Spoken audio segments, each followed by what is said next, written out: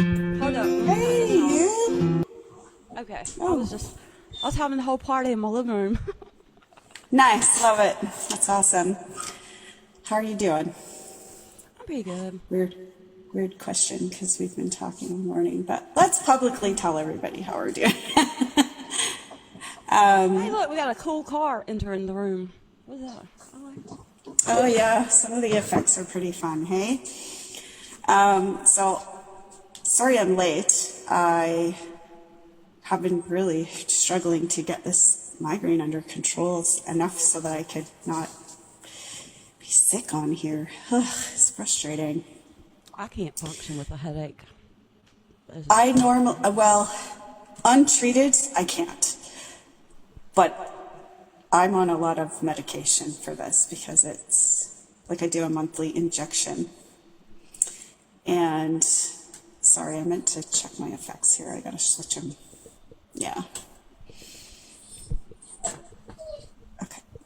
There. That's probably better. Oh, thank you, Mama.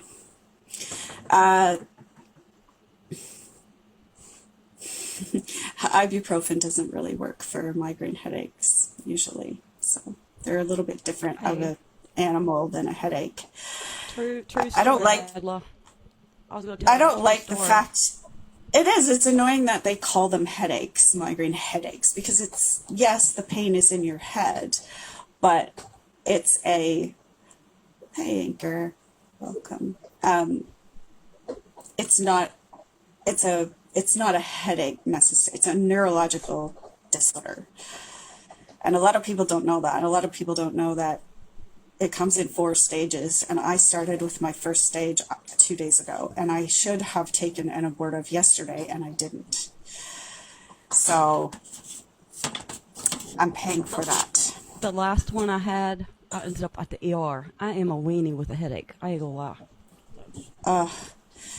I've been living with them since I was a little kid. So you, as much as I say I'm used to it, I'm not used to it ever when they're like this, because they affect your digestive system, your pain levels all over your body, and it's hard to function. My goal when I get them like this is to not throw up. Oh gosh. Because I Well, get, you're a trooper for even being on here with a headache. yeah, I used to say I had this woman I used to work with, and she would come to work and she'd be like, I have a migraine today. Like, how are you even here then? I don't understand, because I get them and I've lived with them so yeah, a leave doesn't work for me either. I take something called a CGRP monoclonal antibody injection once a month, and then I take anti-CGRP abortive medications. But I always try to start with something like Benadryl first, or because maybe I ate something yesterday that triggered this, and if I take the Benadryl, it will lower the histamines, which will help with the migraine. That's not the case today, so I did end up having to take an abortive, which is why I'm sitting here. Otherwise, I would be like, I just can't. I Don't can't. push yourself too hard. Gotta take care of Oh, yourself. thank you. Thank you. You're so sweet. I love you. Love Thank you too. you for joining us today. This is the Bee Hive Live, and this is Jeanette. If I go like this, it looks like I'm pointing at you from your side. Um, Jeanette and I hi Siri, welcome, have put together a little bit of a presentation, and I'm calling it the mental health check, even though we're going into a little more detail on something specific, right? So we're looking at the holidays coming up, right? And seasonal affective disorder, which is depression, seasonal depression, and how people with conditions like C-Ptsd are affected, and that kind of thing. So I kind of sent Jeanette a little bit of my notes this morning, because I like to, when I do a specific presentation, I like to collect information and make sure that I'm giving you guys the right information.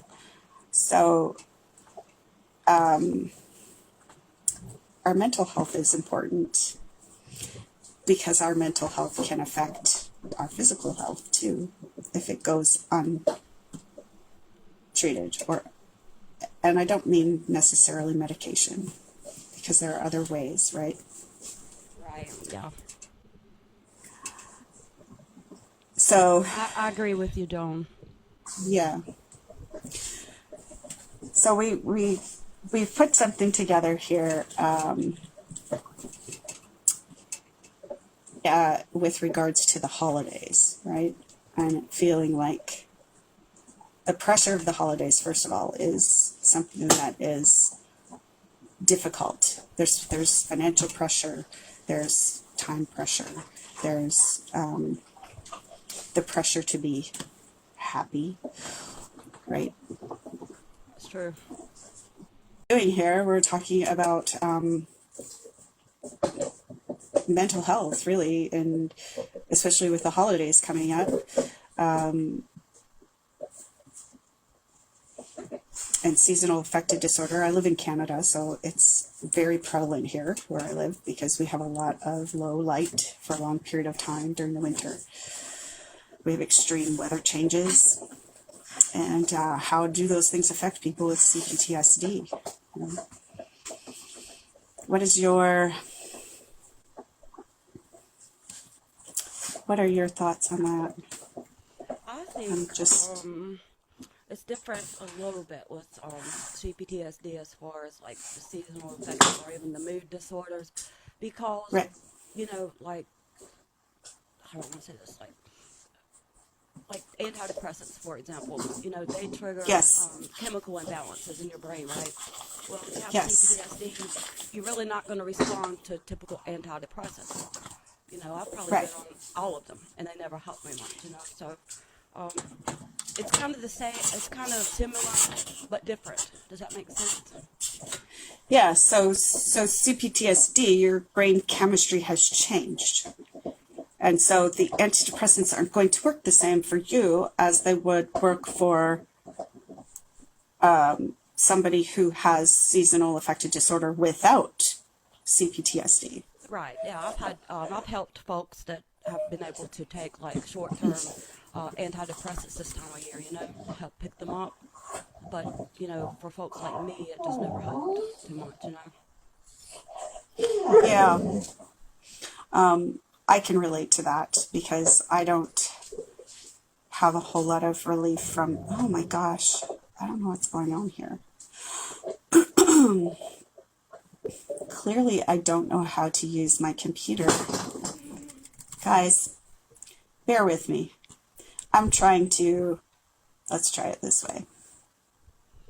We've got a bunch of notes between us. I think the fact that you're just here with a headache says a whole lot about how committed you are. So I think I can speak for all of us. We appreciate you being here, Angela, today. Thank you.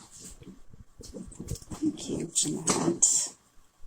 I appreciate you sending me this. I emailed it to myself because I asked you to email it, and then I'm thinking to myself, okay, wait, she's already live, and I can email this to myself. What am I doing? I was having a whole party in my living room. I'm just a total vibe by myself.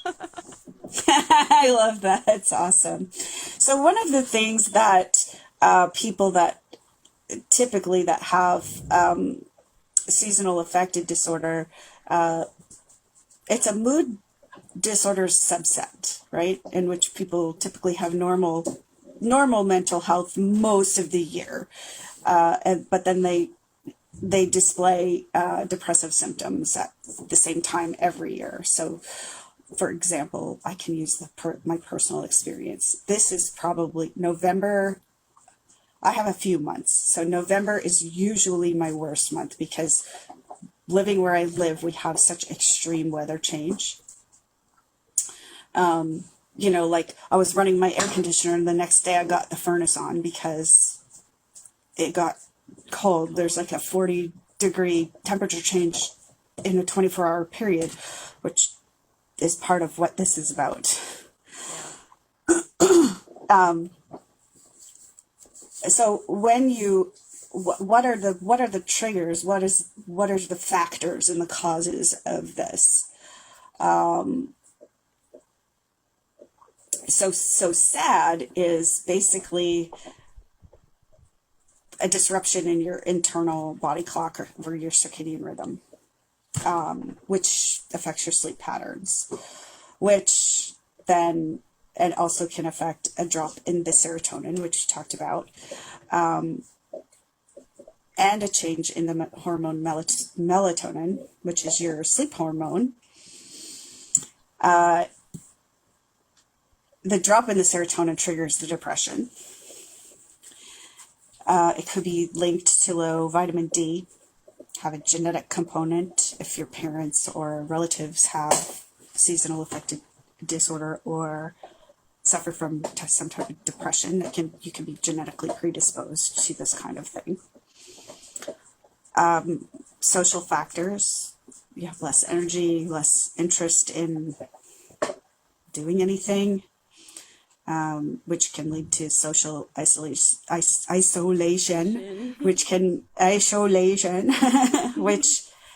deepen the depression. I feel like it's very much a progressive, like one thing leads to another, leads to another, leads to another. Like it's a compiling. Right. I agree. Family gathering this time of year, I'm experiencing some type of PTSD. Yeah, those can be hard if you have a difficult family, especially. There's that's part of the pressure, right? Because you got this pressure to show up to your family events, or you might have pressure to like host an event, cook all the food, buy the gifts. Yeah, it looks like it is. So there's all of these things that contribute to the mental health side. Now, we had kind of talked about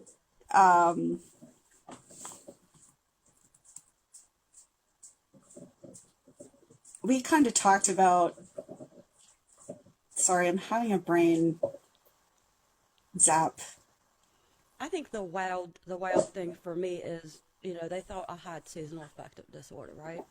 And Okay. not trying to get too far ahead of what we're going to talk about, but I had a light. I called it a happy light. My mom bought it for me, right? And so I would sit in front of it like so many hours a day, right? And all the things. But come to find out, what I really had was C-Ptsd and PTSD, and it wasn't the changes in the seasons that made me feel so down. It was the holidays themselves, the family stuff, yada yada. And so, right. If that makes any sense. So yes, absolutely. The light was helpful for me, because I do have low vitamin D and stuff. But really, it was just the time of the year. I hated Christmas. I hate it. I mean, yesterday I just woke up and I was like, oh my gosh, it's November, and I'm not depressed. I know. Yet. Like this is the first. I feel good. Yeah, this is my first year in 45 years that I've had a birthday I wasn't down and out, and now I'm going to have holidays, and I'm thinking, well, yeah, my healing is my gift, Anything else, just bring it on this year, But I know I love that. Feel like, it's rough. Yeah, it's a rough time of year for a lot of people. It is, and there are a few things that can help.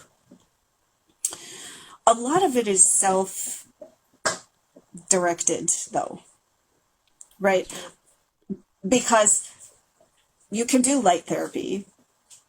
That can help when you live in a place like I live where there's low light. I don't know what your length of days are like where you live. So I know you're more south. Like before 5:30 p.m. yesterday. Okay, so you're still living in low light. So there's the light therapy that could be helpful for people with seasonal affective disorder or seasonal depression. There's psychotherapy that can be helpful for you to deal with some of the mental fuckery. I'm just going to say it because it's